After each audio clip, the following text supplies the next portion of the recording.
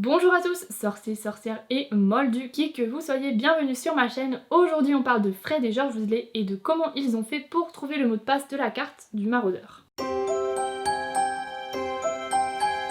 Alors, petite piqûre de rappel, la carte du maraudeur que voici est une carte qui a été créée par Moony, Wormtail, Padfoot and Prongs, donc en français c'est Lunar, Cudver, Padfoot et Cornedru, qui sont respectivement donc Remus Lupin, Peter Pettigrew, Sirius Black et James Potter. Donc ce sont les créateurs de la carte du maraudeur, tous les 4 à Poudlard à la maison Gryffondor. À la maison. Tous les 4 à Poudlard dans la maison Gryffondor. Et la carte du maraudeur, c'est une carte très détaillée de Poudlard, donc les passages secrets, toutes les pièces ou presque, et toutes les personnes présentes dans le château. Et il me semble que ça répertorie aussi les fantômes et Peeves bien évidemment. Et donc ils ont réalisé cette carte suite à leurs nombreuses explorations du château, principalement la nuit et principalement lorsque Lupin se transformait en loup-garou et que eux ils se transformaient en animagus. Elle a été confisquée par Rusard, j'imagine lors de leur dernière année, puisqu'ils s'en sont quand même pas mal servis et je pense qu'ils ont quand même mis pas mal de temps à créer cette carte, surtout qu'ils ont découvert, il me semble que Lupin est devenu un loup-garou lors de leur 3e année et le temps de devenir un animagus ça leur a pris 2 ou 3 ans. Bon, donc finalement, en fait, ils ont créé la carte plutôt rapidement, quand on y pense. En tout cas, elle a été confisquée par Rusard. Et ensuite, c'est Fred et George qui l'ont volé, dans le bureau de Rusard, alors qu'ils étaient convoqués pour une de leurs bêtises, et ça, c'était lors de leur première année. Ok, tout ça, c'est très bien, mais comment est-ce que Fred et George ont fait pour trouver le mot de passe, enfin plutôt l'incantation même, qui ouvre la carte? Le mot de passe qui, je le rappelle, et je jure solennellement que mes intentions sont mauvaises. Alors, première théorie, Fred et George ont copié le professeur Rogue en fait dans Harry Potter et le prisonnier d'Azkaban lorsque ce dernier essaye de lire la carte après l'avoir confisquée à Harry et il utilise la formule magique suivante, enfin en tout cas il dit à la carte en pointant sa baguette dessus « Reveal your secrets ». Révèle tes secrets.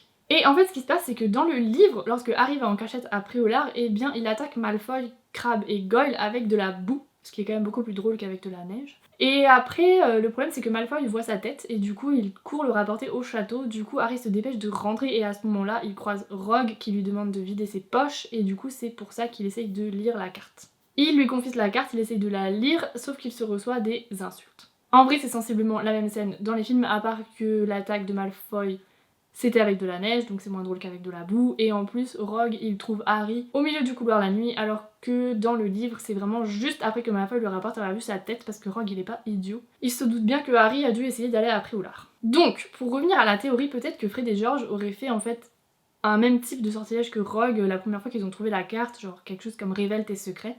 Et ils se seraient pris des insultes, bien évidemment comme Rogue. Sauf que eux, au lieu de s'énerver, eh bien, ils auraient déjà pris ça avec rigolade. Je pense qu'ils l'auraient pris de bon cœur ou alors renvoyé des insultes tout aussi tordues. Et là, du coup, la carte aurait aussi compris que Fred et George étaient un peu comme ses créateurs, des farceurs. Et moi, ma théorie, c'est que vu que la carte aurait vu que les personnes qui essayent de la déchiffrer sont un petit peu comme ses créateurs, eh bien, elle aurait aidé en fait Fred et George à trouver la bonne combinaison, peut-être en posant des questions comme vos intentions sont-elles mauvaises, le jurez-vous, etc. jusqu'à ce qu'ils trouvent la bonne combinaison.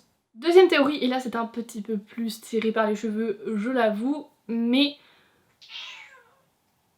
le chat est d'accord. Et là c'est un petit peu plus tiré par les cheveux, mais je pense que ce serait quand même probable. En fait, je me dis peut-être que Fred et George se sont retrouvés dans le même dortoir que les maraudeurs, et du coup ils auraient peut-être trouvé une gravure de l'incantation, ou en tout cas un indice pour trouver le mot de passe de la carte. Moi, d'après mes relectures de Harry Potter et ma connaissance de Poudlard, j'ai vraiment l'impression que les élèves ne changent pas de dortoir d'une année à l'autre. C'est-à-dire qu'ils arrivent à Poudlard, ils sont 4 ou 5 par pièce dans les dortoirs suivant la répartition des élèves dans les différentes maisons, et ensuite ils restent dans cette pièce tout au long de leur scolarité, donc pendant les 7 années.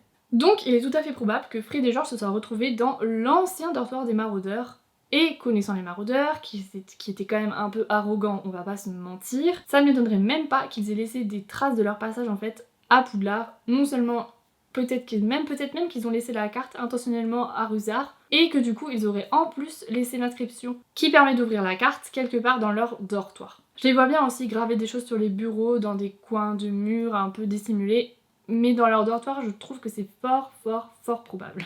Peut-être qu'ils n'avaient pas l'intention de laisser la carte, mais en tout cas je les vois très bien mettre quelque part cette inscription, donc je jure solennellement que mes intentions sont mauvaises. Et donc je pense que Fred et George auraient vu ça et fait le lien avec la carte, d'où cette théorie. Troisième théorie, et ça rejoint ce qu'a dit J.K. Rowling en fait quand on lui avait posé la question lors d'un interview, c'est-à-dire comment du coup Fred et George avaient trouvé le mot de passe de la carte, et elle avait dit que la carte se serait révélée à eux. Et du coup ça rejoint un petit peu ma première théorie finalement, surtout que J.K. Rowling avait dit que la carte se serait révélée à eux en comprenant qu'ils étaient comme, du coup comme les créateurs des farceurs. Moi je vois bien un petit jeu aussi comme chaud ou froid, et en plus dans le livre lorsque Harry il utilise la carte pour trouver le passage secret derrière la sorcière borgne, et bien il y a une petite bulle en fait qui apparaît à côté de la tête de la sorcière borgne pour lui indiquer le mot de passe pour ouvrir ce passage secret. Donc je vois très bien en fait des petites bulles apparaître sur le devant de la carte.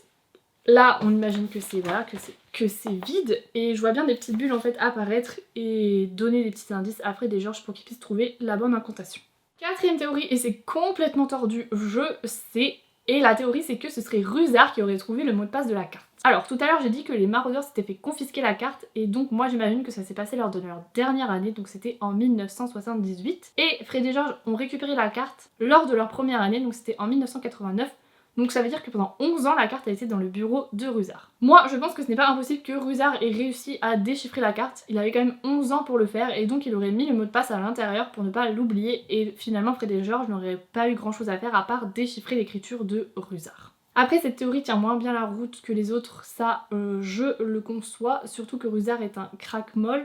Mais après je ne sais pas si la carte fonctionnerait avec des crack-molles ou des moldus, mais je vois pas pourquoi ce serait pas le cas, parce que finalement quand Arthur Weasley il intervient sur des affaires, son travail c'est d'intervenir quand il y a des objets magiques qui entrent en relation avec les moldus, donc c'est tout à fait possible en fait que la carte fonctionne avec des crack-molles et des moldus.